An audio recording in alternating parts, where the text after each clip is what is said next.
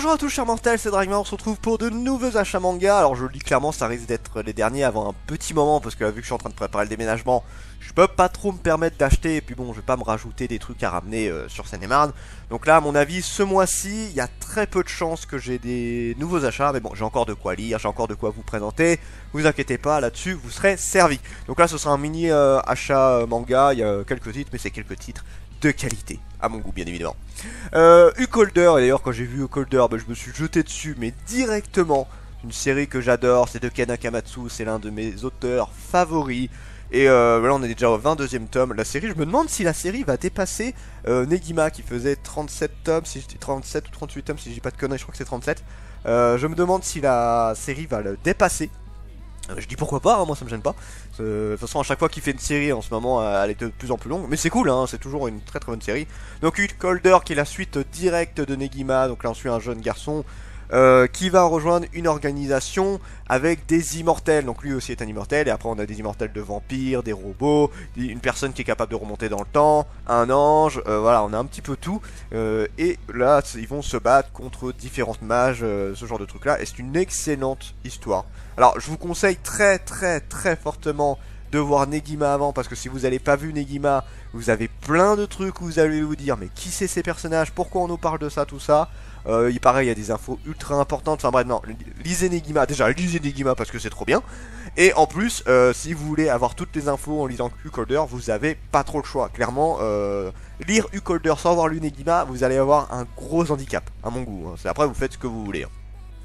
Donc voilà, toujours une fois, des dessins qui sont juste sublimes. Non, franchement, les dessins de Ken Akamatsu, c'est du pur bonheur. Ça pété pour les yeux, c'est vraiment trop génial. Et l'histoire, je le redis encore une fois, est vraiment hallucinante et je kiffe énormément. J'ai pas encore lu celui-là, j'ai lu les deux autres, mais j'ai pas encore lu Ukolder. Je suis en train de je l'ai commencé là, il y a pas longtemps.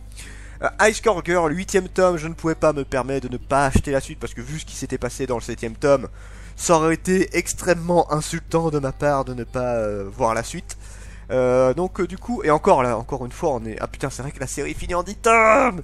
C'est marrant de se dire que l'auteur là, du coup, Rensuke Oshikiri, c'est là, ces 2 dernières années, il s'est tellement démarqué entre Ice Core Girl et Personnage, et même son 3ème manga, même si ça a été pas autant, autant la joie, mais en tout cas, là, ces deux mangas particulièrement, Ice Core Girl et Personnage, ont vraiment fait une remarquable entrée en France, ça y a rien à dire.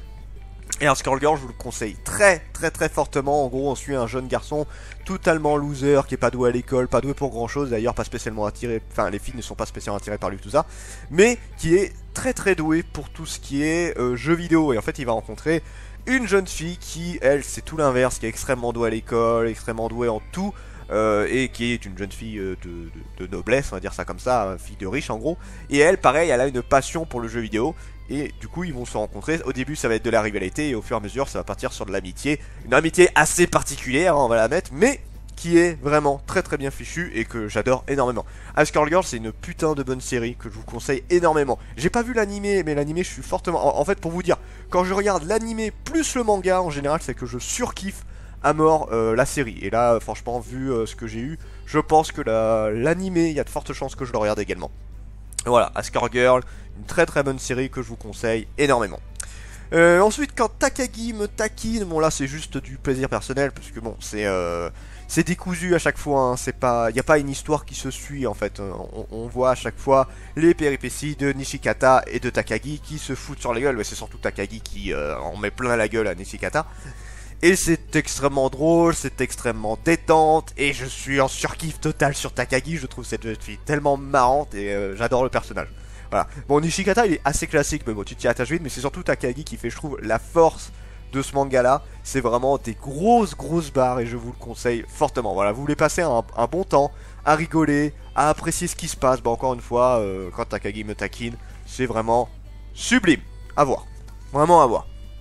Donc voilà, comme je vous l'avais dit, ce sont des petits achats, mais c'est quand même des achats, et je le redis encore une fois, ça risque d'être les derniers avant un petit moment. Mais bon, au moins, je vous aurai tout, j'ai tout rattrapé là d'ailleurs. Là maintenant, on va repartir sur des avis manga, sur des trucs du genre.